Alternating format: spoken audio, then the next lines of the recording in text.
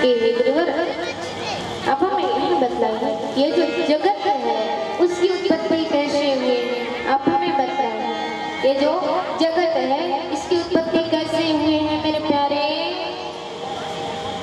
ओ मेरी माता, ये जो जगत है इसकी उत्पत्ति कैसे हुए हैं? आप लोग कैसे इस धरा में जन्म लेकर के आए?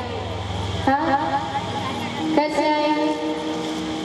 भगवान ने कृपा की तब हम इस धरा में जन्म लेकर के आए, है ना? पुरानी मेरा प्यार। देखिए राजा परीक्षित कितना सुंदर प्रश्न किए। ऐसे प्रश्न क्या आप लोग पढ़ते?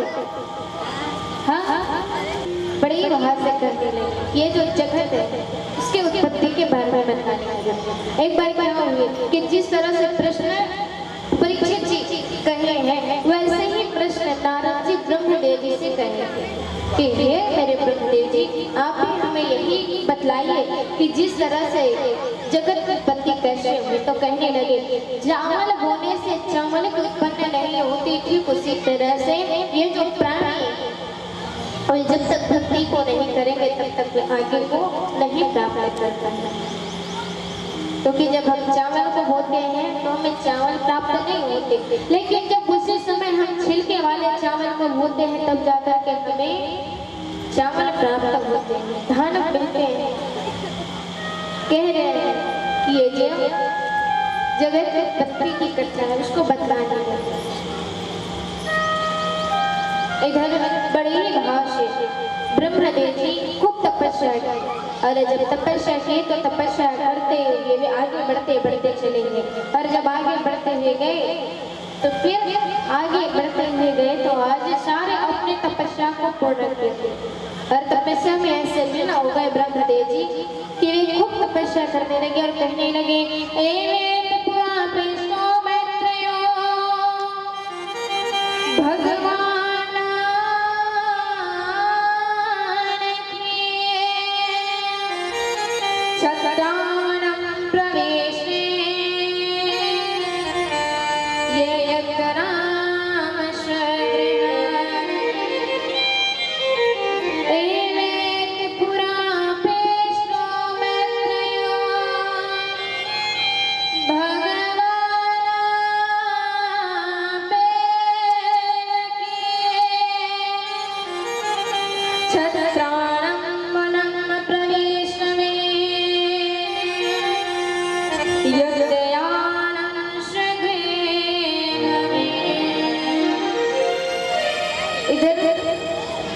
परीक्षित कह रहे हैं गुरुवर को कि हे गुरु, आप हमें एक बात बताइए, ये जो विदुर जी है इसके बारे में आप हमें बता दीजिए।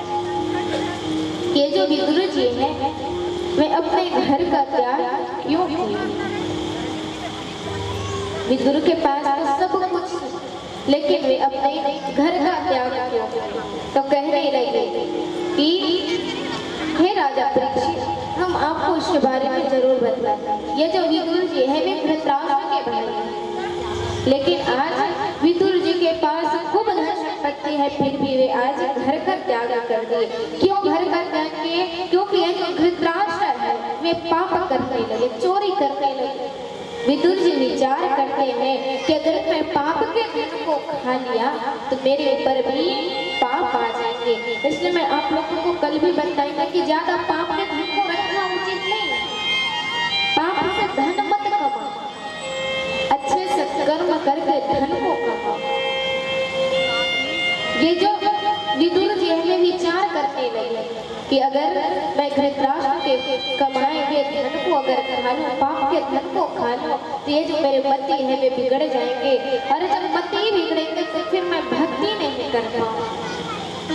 इसलिए मुझे यहाँ रहना नहीं है, पाप के धन को खाना नहीं, मैं यहाँ से चला जाता हूँ। वे घर का त्याग कर दे और फिर विदुर जी घर का त्याग करके नदी के किनारे जा पहुंचे, कुटिया बना करके रहने लगे। और जब कुटिया बना करके रहने लगे तो आज उनके साथ में उनकी धर्म पत्नी विदुरानी भी चली गई। विदुर जी को कहने लगे कि हे विदुर जी, जिस तरह से भक्ति आप करोगे ना वैसे ही भक्ति हम आपके साथ करेंगे। हमें भी भक्ति करना है, हम से विदुर जी भी भक्ति कर रहे हैं। उनके साथ विदुरानी भी खूब भक्ति कर रहे हैं। एक दिन विदुरानी को पता चल गया, विदुरानी को यह भाव पता चल गए कि आज हमारे जो परमात्मा वे धृतराष्ट्र के घर 56 भोग पाने के लिए आए। धृतराष्ट्र भी आमंत्रण किए हुए कि हे ना, आप आइए और आकर के बढ़िया सुंदर 56 भोग को प्राप्त कीजिए। प्रेम से बोलो। वे बढ़िया सुंदर बात को कहते थे। तो फिर इधर आमंत्रण को, धृतराष्ट्र के आमंत्रण को भगवान स्वीकार नहीं किए, लेकिन ये जो भक्त हैं उनके भाव को देख करके बढ़िया सुंदर परमात्मा रथ में बैठ करके आते। और जब रथ में बैठ करके आए मेरे प्यारे, तो इधर विदुरानी विदुर जी को कह रहे हैं कि हे विदुर जी, अब आप भी जाओ और जाकर के हमारे परमात्मा को कहो, नाथ को कहो कि वे बढ़िया सुंदर हम सबको दर्शन देने के लिए हमारे घर में भी आए, हमें दर्शन देने को आ जाए। यही भाव लेकर के विदुरानी के भाव को देखते हुए विदुर जी निकल पड़े। और जब विदुर जी गए तो आज भगवान के रथ को चारों तरफ से लोग घेरे हुए हैं। जितने भी भक्त हैं सारे भक्त भगवान के रथ को घेर लिए। विदुर जी को ना रथ दिखाई दे रहे, ना ही भगवान दिखाई दे रहे। विदुर जी तो बड़े छोटे हैं। मैं और चुप करके देख रही कि मुझे काश भगवान दिख जाते तो उनके जो काकी है वे कुछ शब्द कहें, उन शब्द को मैं भगवान तक पहुंचा पाऊं, मैं बढ़िया सुंदर उसको बतला पाऊं। यह भाव को रखे हुए इधर परमात्मा विचार करते हैं कि ये विदुर, तुम तो हमें नहीं देख पा रहे हो, लेकिन हम तो आपको देख रहे हैं। और यह जो आपके मन की बात है उसको तो हम बढ़िया सुंदर समझ गए हैं, जान गए हैं। विदुर जी जो विदुरानी के बात है उसको भगवान तक नहीं पहुंचा पाए। और जब भगवान तक नहीं पहुंचा पाए तो इधर विदुर जी अपने सिर को लटकाए और लटका करके वे झुका कर वापस आने लगे कि अब मैं विदुरानी को क्या कहूँगा, जिस बात के लिए मुझे वे भेजे थे उस बात को तो मैं नहीं कर पाया, अब मैं उनको क्या जवाब। इधर भगवान तो विदुर जी के पूरे मन के बात को समझ आनंद भक्त से समझ गए। इधर विदुर जी को आने में घर तक पहुंचने में देरी हो गई, लेकिन इधर परमात्मा कहने लगे कि हे विदुर, तुम चिंता न करो और बढ़िया सुंदर वहां जा पहुंचेंगे, तुम चिंता न करो। उन्हीं बात का स्मरण करते हुए आज परमात्मा बढ़िया सुंदर विदुरानी के पास पहुंच गए। और जब विदुरानी के पास पहुंचे तो आज ये जो विदुरानी उनको आवाज देने लगी, कहियो काकी, यो काकी सुनो, दरवाजा तो खोलो, देखो हम आपसे मिलने के लिए आ गए, आप दरवाजे खोलो। खूब आवाज देने लगे। अरे जब आवाज दिए मेरे प्यारे तो आज विदुरानी दौड़ते हुए दरवाजे खोलने लगे। अरे जब दरवाजे खोले तो आज दरवाजे को खोल करके देख रहे हैं कि आज उनके सामने में बढ़िया सुंदर भगवान जी खड़े हुए हैं। और भगवान को देख करके कह रहे हैं, मन में शान बने, मन में गिरधारी, मन में शान बसे,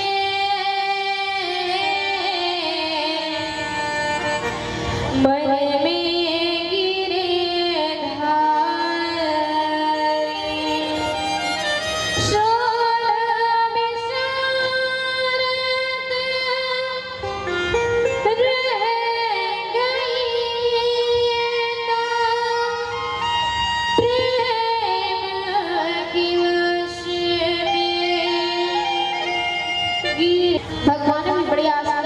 आसन में बैठ गए। अरे जब आसन में बैठे तो इधर विदुरानी बड़े सुंदर भगवान को बैठा करके कह रहे के रही मेरे नाथ, आपको बड़े जोर से भूख लगी है तो देखो मैं आपको कुछ खाने को दे रहा हूँ। वे खाने को देने लगी। सामने में में केले दिखाई दिए। उस केले को लाली और ला करके वे बड़े सुंदर परमात्मा को देने लगे। लेकिन आज वह क्या करते हैं कि विदुरानी जो है परमात्मा को केले के बजाय केले के छिलके को देना शुरू कर दिए। और जब केले को छिलके को दिए तो यही जो परमात्मा में बड़े भाव से केले के छिलके को खाने लगे। क्यों खाते हैं? क्योंकि यह विचार करते हैं कि ये जो मेरे भक्त हैं, अगर इसके हृदय में किसी भी प्रकार के मैं कुछ शब्द कह दूंगा तो फिर ये तो अपने भक्ति को भूल जाएंगे। इसलिए भाव को देख करके बड़े ही आनंद मग्न होकर के परमात्मा जो है केले के छिलके को खाने लगे। और केले के छिलके को खा करके वह बहुविध स्वाद बताना शुरू कर दिए। सबसे ऊंची प्रेम शरण कहते हैं ना, जहाँ प्रेम हो जाए वहाँ फिर किसी भी प्रकार की कोई बातें ही समझ में नहीं आती, कुछ बातें समझ में नहीं आती। क्योंकि जहाँ प्रेम है वहाँ सब कुछ है, और जहाँ प्रेम नहीं है वहाँ कुछ भी नहीं है। इसलिए बड़े ही भाव से भगवान केले के छिलके को खाने लगे और कहने लगे, सबसे ऊंची प्रेम सगाई, सबसे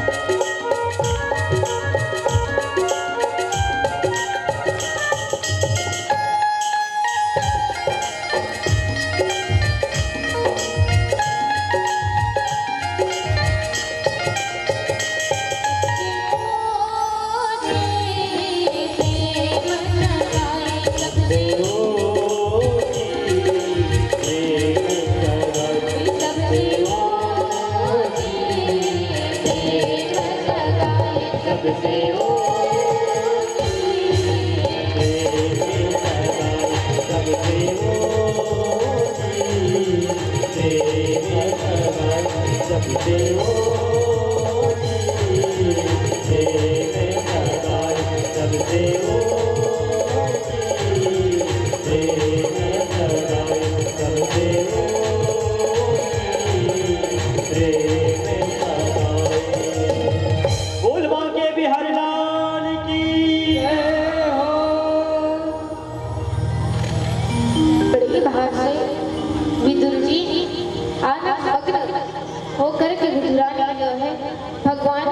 केले के छिलके को खिलाने लगे।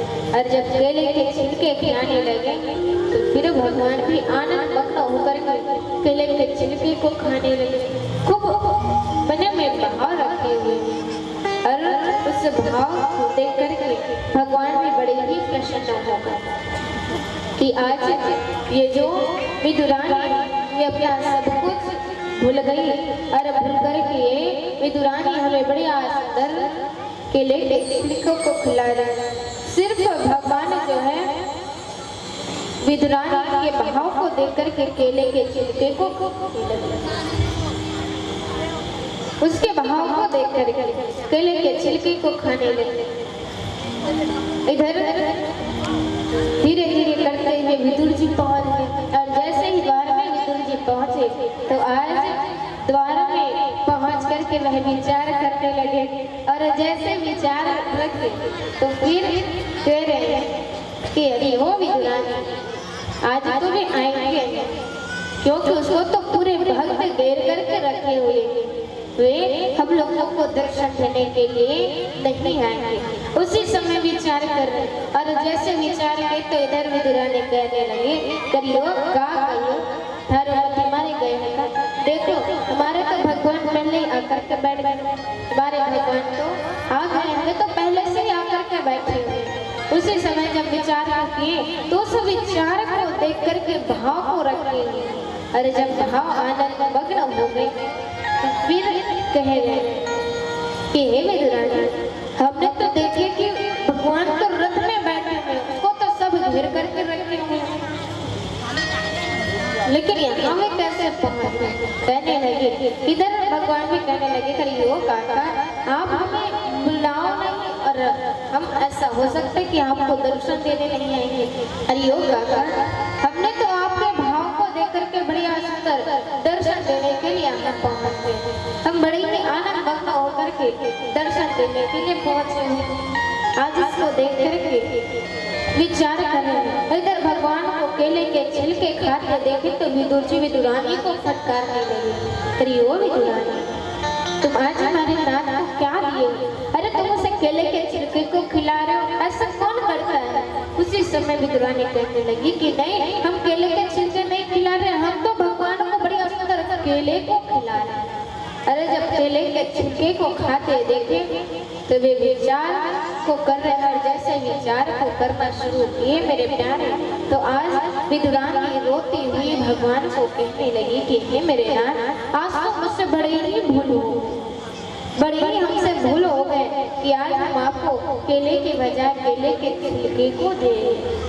भगवान कहने लगे करियो विदुरानी हम तो सिर्फ यहाँ भाव को देख रहे हैं, हम भाव को देखें। अरे जब भाव को देखें तभी हमें बड़ी आशा आपके भाव को देखकर कैसे आनंद मग्न हो गए कि हे विदुरानी हम आपको क्या बताएं। बड़ी ही प्रेम भाव से परमात्मा तो फिर आनंद मग्न होकर के जो कर्दम ऋषि हैं उनसे पूछने लगे कि हे कर्दम ऋषि ऐसी क्या बात है, ऐसी क्या शिक्षा है? वे कहने लगे कि हे नारद जी हम आपको क्या बताएं, अब हमारे मन में इच्छा हो गए हैं कि हम भी लग्न कर लेते, विवाह कर लेते, लेकिन पता नहीं जिस तरह से हम भक्ति में हैं, जिस तरह से हम तपस्या कर रहे हैं वैसे ही हमें कन्या मिल पाएंगे कि? उसी समय नारद जी कहने लगे कि कर्दम जी आप चिंता न करो, जैसे अभिलाषा आपके मन में है ना वैसे ही हम आपके लिए कन्या देख करके आए, आप चिंता न करो, हम ऐसे ही कन्या देख करके आए हैं।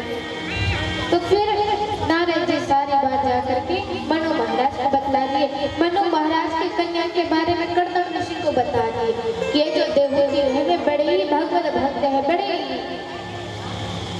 भगवान को जानने वाले को भक्ति में।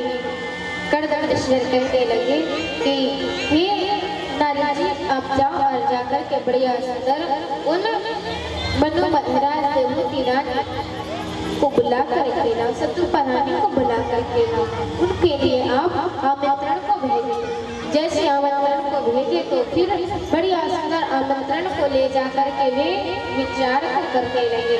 वो वे विचार को करवा रहे। मनु महाराज शत्रुपरानी देवहूति रानी को आमंत्रण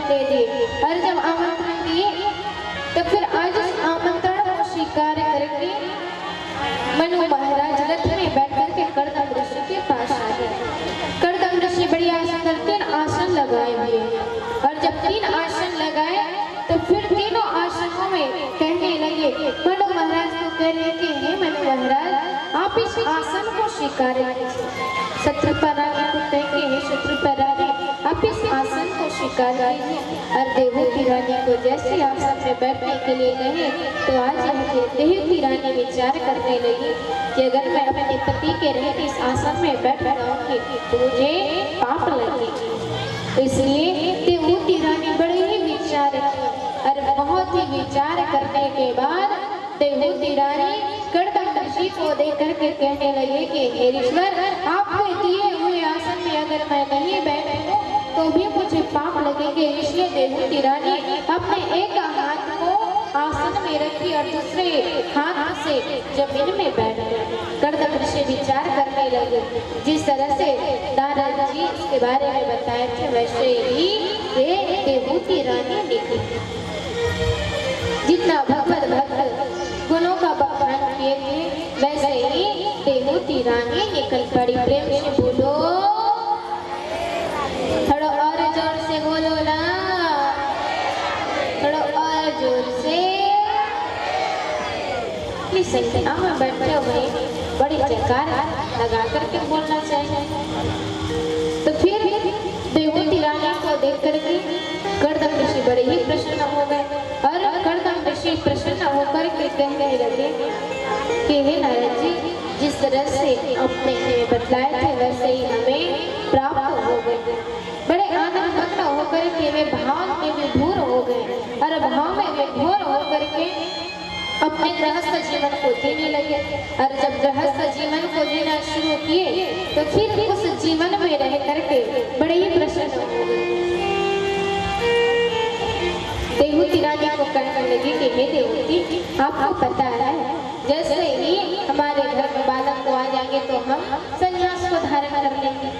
देवहूति रानी कहने लगी कि ठीक है, अब संन्यास को धारण कर लेंगे, लेकिन जब हमारे घर में बालक को आएंगे तब आप संन्यास को धारण कर लेंगे। उसी समय बढ़िया सुंदर भाव आनंद मग्न होकर के जो देवहूति रानी वे भी भक्ति करने लगी और भक्ति करके कहने लगी। क्या कहते हैं जो देवहूति रानी है वे बड़े ही भाव आनंद मग्न होकर के बड़े भाव से कह रहे, क्या कर रहे हैं, ओ मेरे सरकार का दीदार बड़ा प्यारा है, ओ मेरे सरकार का दीदार बड़ा प्यारा है। और किसी को कृष्ण नाम प्यारा है, जिस लोगों को कृष्ण नाम प्यारा है ना वही अपनी जगह पे खड़े होकर के भगवान को पुकारे। और जिन लोगों को प्यारा है मेरे सरकार का दीदार बड़ा प्यारा है। कृष्ण नाम प्यारा है, गोविंद नाम प्यारा है, कृष्ण नाम प्यारा है, गोविंद नाम प्यारा है।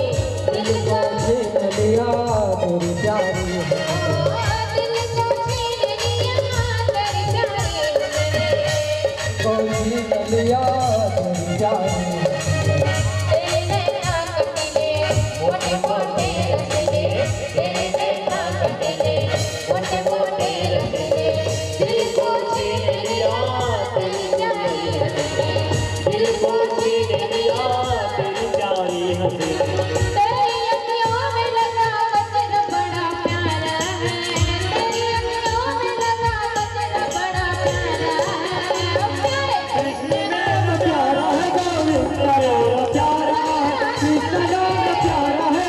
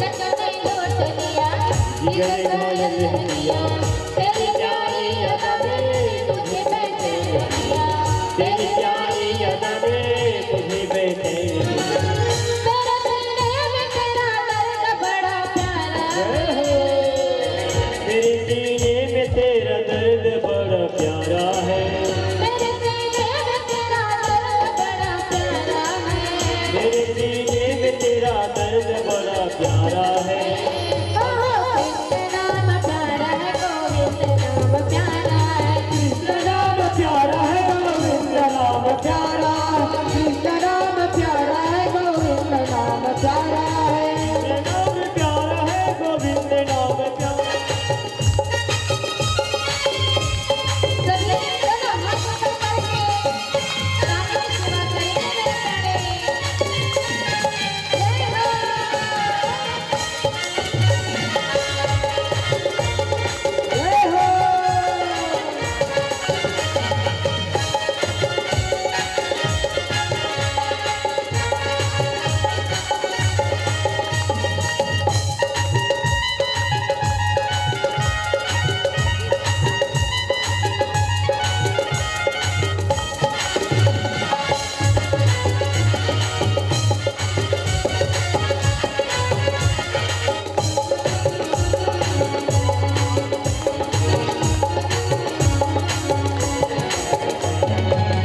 ओ मेरे श्याम पिया तेरे बिन तड़प जिया ओ मेरे श्याम पिया तेरे बिन तड़प जिया ओ मेरे श्याम पिया तेरे बिन तड़प जिया ओ मेरे श्याम पिया तेरे बिन तड़प जिया प्रेम तुमसे है किया तूने क्या जादू किया प्रेम तुमसे है किया तूने क्या जादू किया ओ प्रेम तुमसे है किया तूने क्या जादू किया प्रेम तुमसे है किया तूने क्या जादू किया